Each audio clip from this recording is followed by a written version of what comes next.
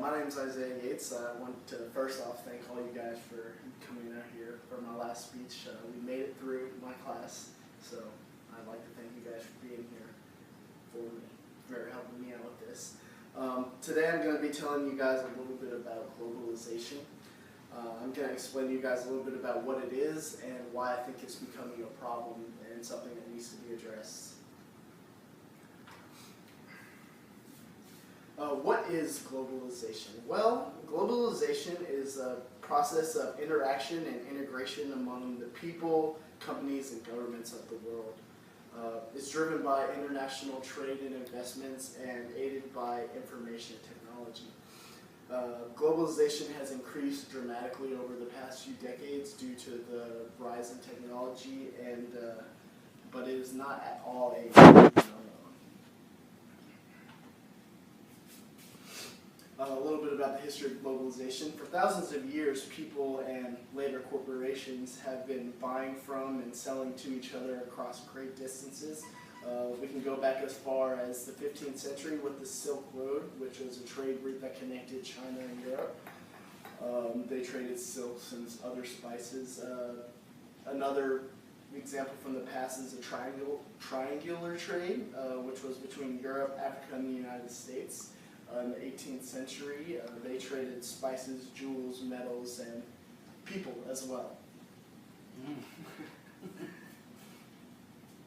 A lot of the arguments for globalization in favor of them are due to the marketing and the way that big companies want you to envision what they're doing. And according to this Fox News article, these were the most common arguments in favor of globalization.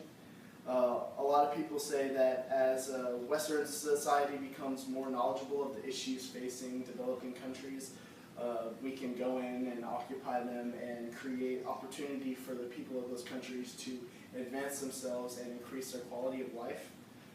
Another common argument is that as more people get into the market globally, it increases competition, which naturally drives prices to be lower.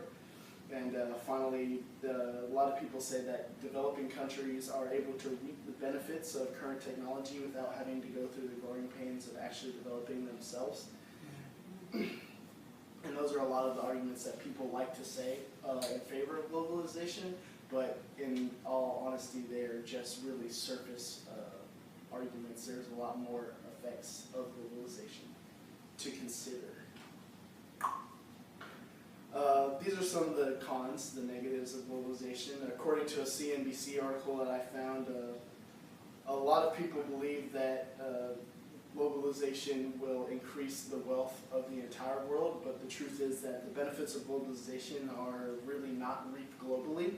The rich are going to continue to get richer and the poor poorer. A lot of companies that outsource their production to foreign countries are simply trying to exploit cheap labor or maybe lax safety laws.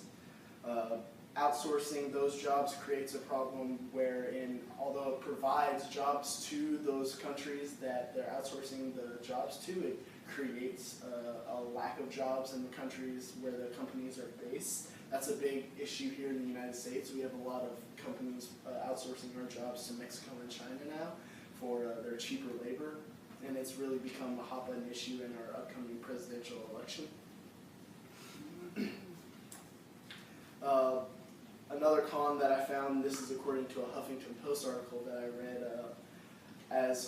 as cultures interact and begin to blend and mesh with each other, there is a lot of cultural knowledge and old traditions that are lost and become not relevant anymore as they're forgotten by the people, and that's really kind of a significant thing, you know. Clearly, the cost of globalization is a lot more than just monetary. So, what do we do? Well, I believe that globalization is a problem that is not going to be solved very easily. It's very deeply ingrained into our economic system today, and there's no way to really get rid of it entirely. But I think that the first step is that we need to slow the spread of globalization. Like I said, I don't believe that it can instantly be stopped without collapsing the world economy, but I think that slowing it is definitely something that's doable. I believe that we should do that by encouraging U.S. businesses to prioritize local jobs over cheap outsourced labor. A way that we can do that is to petition our local government representatives and senators to create legislation that incentivizes businesses and for keeping jobs here as opposed to sending them to foreign countries. And finally, I think that we need to help these developing countries find their own success as opposed to simply exploiting them for their resources and for our own profits.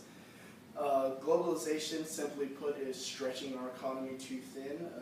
In the long run, I believe that the cons far outweigh the pros, and that we need to do something about this issue while we still can.